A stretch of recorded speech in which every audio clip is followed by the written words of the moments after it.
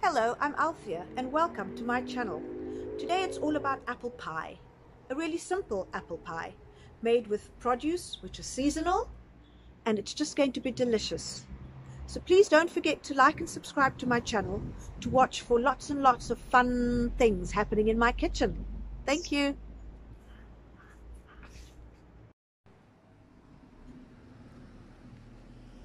So while we're waiting for our lentils, I'm going to do a little apple pie maybe for dessert. And that will see us over a few nights for dessert, hopefully. I've got 125 grams of butter in my bowl, and I want to cream it up nice and creamy, and to that I'm going to add half a cup of sugar. And I never have caster sugar in the house, I just use normal sugar, and if I really need caster sugar, then I just put it in my coffee grinder and grind it up. A bit lazy that way, but that's okay. So I'm going to give this a good beating, and of course you can do this in your machine, but we have all this time, don't we? So the effort here is to try and get the sugar dissolving into that butter. You create heat in your bowl, and you want to cream it. I always remember my granny, and for a very long time when she creamed things. I'm a bit lazy, so for me that's okay. It's creamy, maybe a little bit more. Work a bit of biceps and forearm, both. To that I'm going to add some vanilla, and this is just normal vanilla essence that you buy in the shop, none of the fancy stuff. Fancy stuff is nice, but we are now sticking to what everybody uses, and that's normal vanilla essence. It smells beautiful, it tastes horrendous on its own, and yes, I have tasted it on its own. To that I'm going to add 1 egg. So a few weeks ago I got gifted all these wonderful apples, and I cooked them up with lots of butter and brown sugar and spices such as cinnamon and clove, and I bottled them, and I have kept them in the fridge, and today is the day we're going to use them. I gave a few jars to some friends, and I've got 2 jars left, and that's going to be our filling.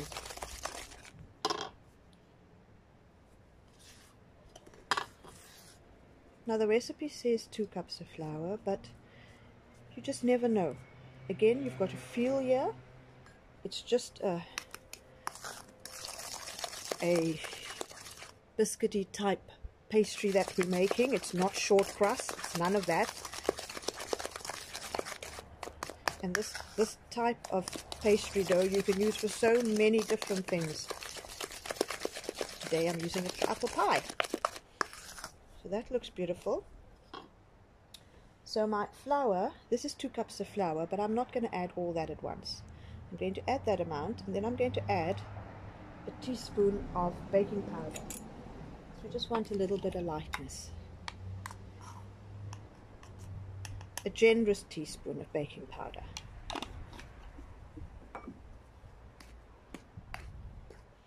I'm just gently going to mix that in. Once all the flour is incorporated, I will then see if it needs more flour. But if you add all at once, you can't take it away. Whereas if you add it in little bits, you can add. Because it's quite a firm dough that we press into the pie dish. Then the rest we crumble on top. My mum used to make something which she called Belgium squares. She used to make it at Christmas. She used to use this dough, and she used to use Christmas mincemeat and put this at the bottom. See, so now I need to add some more. It's too soft. And she used to put the mincemeat on top of this dough and then crumble it on top. And that was, instead of mince pies, that's what she gave to the neighborhood. With these beautiful, what she called Christmas Belgium mincemeat squares, or something like that. And this pastry you can also just make a jam tart out of. Same pastry, press it down. The thing is, you can't have thick pastry, and that is what a lot of people don't seem to understand. It's got to be thin. So you'll see when I press it into my pie dish that I will keep bringing it up the sides to get rid of all that excess. So now I feel this mixture, still a bit soft. Just a little bit more. And this pastry, doing it like this, you can't really overwork. Unlike short crust pastry, which has to be done very quick, very swiftly, very little mixing, this one is really unforgivable.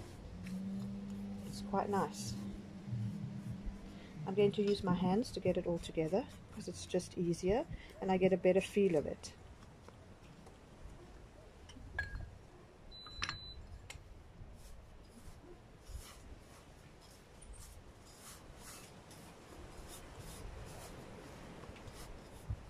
Get all that flour incorporated, gather all those bits at the bottom, get that bowl nice and clean, and it feels right. It's not sticky, it's not crumbly, it stays together, it's just perfect. And that I'm going to start pressing into my pie dish. So I've got my greased pie dish here. I've just spread some soft butter at the bottom and up the sides, and now I'm going to start pushing this into my dish. And yes, it looks all thick and gluggy at the moment, but at the end of it all it's going to be beautifully thin, and you've got to get into those corners, and I'll show you how to get into those corners as soon as I get the base sorted out. And it's very thick at the moment. See, it's not sticking at all. Looking very untidy. Very, very untidy. So I want a beautiful thin layer of pastry at the bottom, and it's almost as if I want to see the glass through the pastry.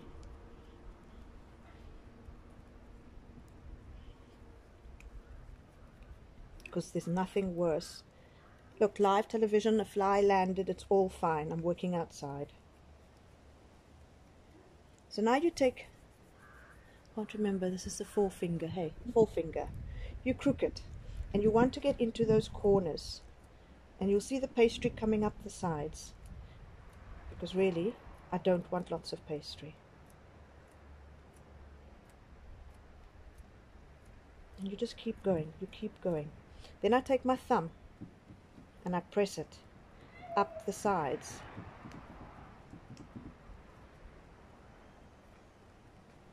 And none of it is sticking. I haven't dipped my hands once into the flour that's hanging around. It's just a beautiful consistency. So now I've got it looking like that. Now I'm going to trim it. And I'm just using the back of a knife. And when you do that, you can actually see the thickness of the pastry on the edge of your pie dish. And that for me is far too thick. So I'm going to do a bit more pressing with my thumb. Get it up and get it nice and thin.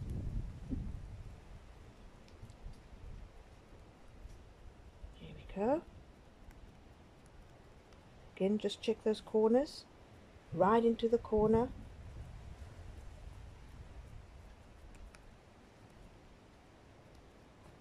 Here we go. Push that last bit that's at the top of your dish.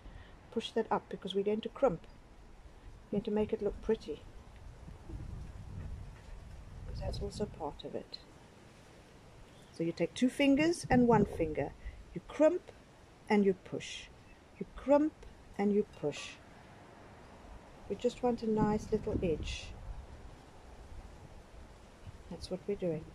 Just creating a little edge from that little bit of excess pastry that's up top,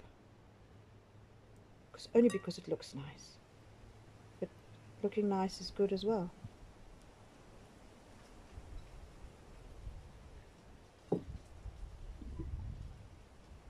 Still not sticking,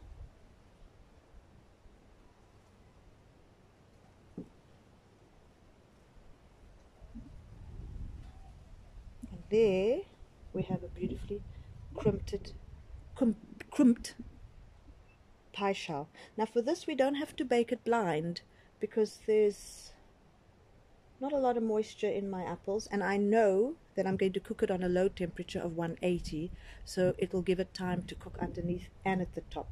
If I was putting a soppy fruit in, like peaches for instance, then I would possibly bake my crust a little bit first. I would bake it blind, but for now we're doing it as is. So here are my apples.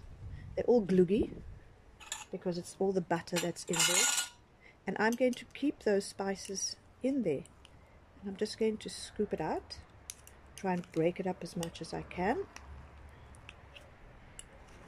And hopefully nothing will go flying. So this will be quite a saucy pie because it's got all that butter and brown sugar, which is melted down, which will be absolutely delicious. I hope you all recycle your jars. And my second jar, because that's all I have, so we're going to make do. If it's not a very high pie, that's also okay.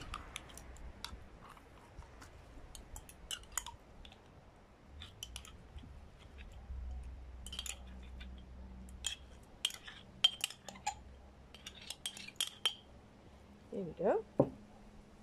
Spreading that out. And I could possibly have done with a little bit more apple, but this is what I have for now, and it will work. And now some of my leftover pastry, and I won't be using all of it. I'm just going to take it and I'm going to crumble it. So if I really wanted to make a pie, I could roll out the leftover pastry and do a beautiful smooth topping. I don't want to do that now, so I'm doing it this way. So just blobs of pastry to cover it all. And it'll all, the pastry will kind of merge when they're in the oven.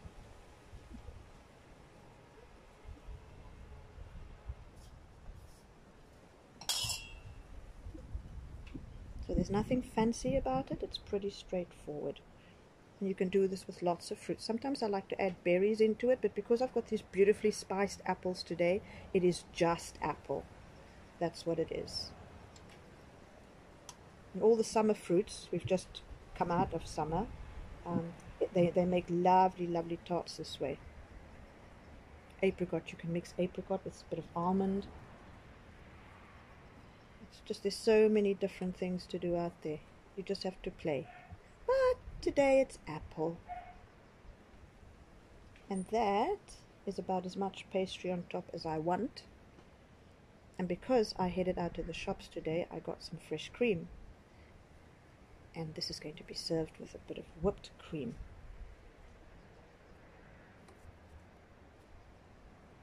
Maybe a few more blobs? Maybe.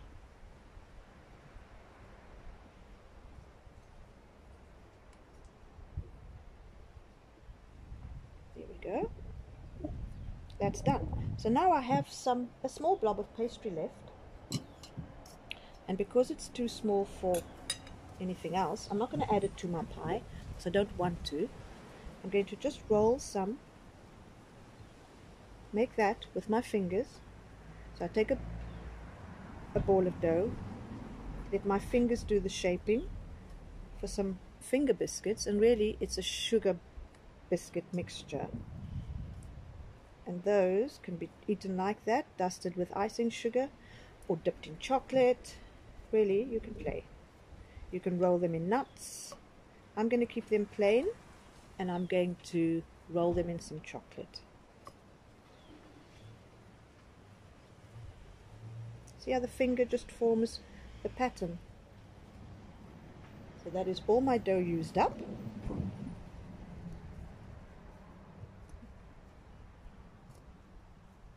And I've got a beautiful apple pie that I'm going to put in the oven together with 2, 4, 6, 8, 10. Is it 10? 4, 6. It's 10 little biscuits, which of course will be a snack for somebody, since the most uttered words in my house is, what is there to snack on? It doesn't stop. I mean, I don't understand it. They have meals, but then what is there to snack on? So that's going to be a snack.